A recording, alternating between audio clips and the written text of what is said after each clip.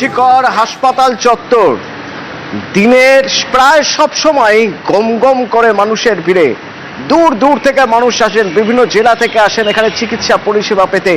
মাঝে মধ্যেই হুলস্থুল পড়ে যায়, কারণ এমার্জেন্সিতে একাধিক পেশেন্ট যখন ঢুকে পড়ে বিভিন্ন মানুষের বিভিন্ন রকম কথা গম গম করত।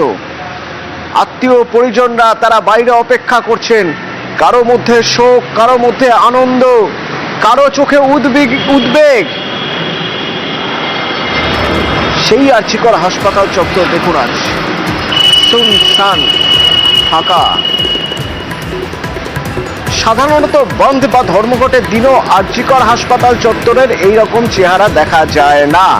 তার কারণ দূর থেকে রোগীদের নিয়ে অনেক আগে থেকে বা আগের দিনই চলে আসেন আত্মীয় পরিস্বজনরা, তারা রয়ে যান এখানে। এরকম ফাঁকা সুনসান চত্বর দেখা যায় না। আরজিকর চত্বর এরকম ফাঁকা কেন? আমার প্রতিনিধি বিশ্বজিৎ সরাসরি আমার সঙ্গে রয়েছেন। বিশ্বজিৎ,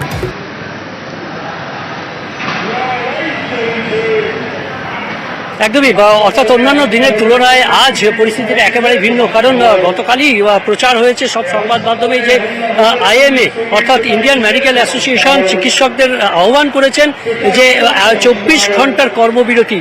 আর বিভিন্ন হাসপাতালে, আমাদের রাজ্যের বিভিন্ন হাসপাতালে ইতিমধ্যেই কর্মবিরতি চলছিল। জুনিয়র চিকিৎসকরা তারা কর্মবিরতি পালন করছেন, কিন্তু সিনিয়র চিকিৎসকরা তারা রোগী দেখছিলেন। ওপিডি থেকে শুরু করে এমার্জেন্সি বিভিন্ন বিভাগ, বিভিন্ন ডিপার্টমেন্টে ইনহাউস পেশেন্ট যারা, তাদেরকে দেখছিলেন। অর্থাৎ সেই পরিষেবা আইএমএর ডাকে কর্মবিরতি পালন করছেন এবং আগামীকাল সকাল 6টা পর্যন্ত সেই কর্মবিরতি পালন হবে। আর সেই জন্যই অন্যান্য দিনের মতন যে রোগী, একেবারে রোগী শূন্য বলা যায়, রোগীর আত্মীয় স্বজন কেউ নেই হাসপাতালে। একেবারে যে আরজিকর হাসপাতালে সকাল থেকে ভোর রাত থেকে লাইন দেয়, গতকাল থেকে লাইন দেওয়া হয় ওপিডিতে। রীতিমতো হাজার হাজার রোগীরা তারা লাইন দিয়ে দাঁড়ান। বিভিন্ন পেশেন্ট, বিভিন্ন বিশেষজ্ঞ চিকিৎসক তারা দেখেন। আজ বিভিন্ন বিশেষজ্ঞ চিকিৎসক ছিলেন তো নাই, একজন মাত্র মেডিসিনের চিকিৎসক ছিলেন এবং অন্য ডিপার্টমেন্টের একজন চিকিৎসক, এবং মেডিসিনের জন্য একটি কাউন্টার খোলা ছিল। অর্থাৎ যারা এসেছেন তারা দু একজন পরিষেবা আংশিকভাবে পেলেও সামগ্রিকভাবে পরিষেবা কার্যত শূন্য, কার্যত রোগীও নেই এবং চিকিৎসক যারা পরিষেবা দেবেন তারাও নেই, এবং ইন হাউস যে পেশেন্ট রয়েছেন তারাও সঠিক পরিষেবা পাচ্ছেন না বলেই অভিযোগ। অর্থাৎ এই যে চিকিৎসকদের কর্মবিরতি, তার ফলে একটা বড়সড় প্রভাব পড়েছে এবং হাসপাতাল চত্বর সেই প্রভাবটা বুঝিয়ে দিচ্ছে। একেবারে শুনশান, সকাল থেকে বেলা গড়িয়ে প্রায় মধ্য বেলা হয়ে গেল, অর্থাৎ এই 12টা বেজে গেছে। তারপরে আমরা দেখছি ওপিডি এবং ইনহাউস পেশেন্টের যে এলাকাগুলোয় গিজগিজ করে রোগীর আত্মীয় থেকে রোগীর পরিজন, রোগীরা, সেই জায়গাগুলো কার্যত শূন্য রয়েছে আরজিকর হাসপাতালেও। তবে আরজিকর হাসপাতালের ওপিডিতে দু একজন চিকিৎসক তারা বসছেন। বিভিন্ন বিশেষজ্ঞ চিকিৎসকের কাছে এসে ফিরতে হয়েছে বিভিন্ন রোগী ও তার পরিজনদের। খোলা আছে পেলে?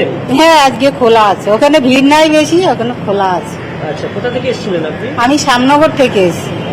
ডাক্তার দেখালেন? হ্যাঁ, ডাক্তার দেখালাম। ডাক্তার ওপিডিতে বসছেন? হ্যাঁ, বসছি। মানে একদম ফাঁকা? হ্যাঁ, ফাঁকা। ডাক্তার আছে? হ্যাঁ, একজন আছে, রক্ত নিচ্ছে। দেখেছেন? ওই মাসে দেবে। বেশ কিছু জায়গা থেকে ভোগান্তির ছবি দেখা যাচ্ছে চিকিৎসকদের কর্মবিরতিতে, যেমন SSKM। কি অবস্থা এখানে?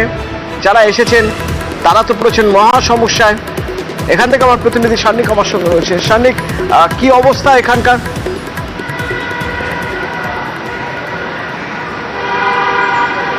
কলকাতার অন্যতম গুরুত্বপূর্ণ মেডিকেল কলেজ হাসপাতাল SSKM, এখানে কিন্তু শুধুমাত্র কলকাতা নয়, পাশাপাশি রাজ্যের বিভিন্ন জায়গা থেকে মানুষজন ওপিডি এবং অন্যান্য যে গুরুত্বপূর্ণ অপারেশন থাকে সেগুলো করাতে আসেন। আজকে ওপিডি একেবারে শুনশান, দেখতেই পাচ্ছ সেই ছবি। কেননা ডাক্তারদের ঢাকা ধর্মঘটে আজকে কিন্তু সরাসরি প্রভাব এই ওপিডিতেও পড়েছে। যে জেনারেল ওপিডি, সেখানে আজকে চিকিৎসক প্রায় নেই বললেই চলে, এবং অনেক পেশেন্ট ছিলেন যারা আগে থেকে বিভিন্ন অপারেশন, অনেক গুরুত্বপূর্ণ অপারেশন, সেই অপারেশনের হয়তো ডেট দেয়া ছিল, কিন্তু ইলেকটিভ সার্জারি, মনে রাখতে হবে ইলেকটিভ সার্জারি বলতে অর্থাৎ যেগুলো ডেট আগে পরে করা সম্ভব, সেই রকম সার্জারি যাদের ডেট ছিল। রাজ্যের অনেক জায়গা থেকে এরকম মানুষ আমরা দেখলাম যারা এসেছেন, এসে তারা অপেক্ষা করছিলেন, কিন্তু আজকে কিন্তু তারা এখানে ভর্তি হওয়া বা এই ওপিডিতে ট্রিটমেন্ট করানো কিছুই কিন্তু সেই পরিষেবা আজকে পাননি। যদিও পাশাপাশি যে ইমার্জেন্সি বিল্ডিং রয়েছে, ইমার্জেন্সি বিল্ডিংয়ে কিন্তু এসএসকেএম এর চিকিৎসা চলছে। চিকিৎসক সংখ্যা কম থাকতে পারে, কিন্তু চিকিৎসা পরিষেবা কিন্তু এসএসকেএম এর যে ইমার্জেন্সি সেখানে কিন্তু পাওয়া যাচ্ছে। তবে অবশ্যই ওপিডি আজকে যেহেতু আইএম এর তরফে ডাকা ধর্মঘটের ফলে বন্ধ থাকবে, তেমনটা চিকিৎসকরা আগেভাগেই জানিয়েছিলেন। সেই কারণে ওপিডি এবং ইলেকটিভ সার্জারির ক্ষেত্রে কিন্তু কোনো রকম ভাবেই কোনো পরিষেবা এসএসকেএম হাসপাতালেও আজকে পাচ্ছেন না রোগীরা।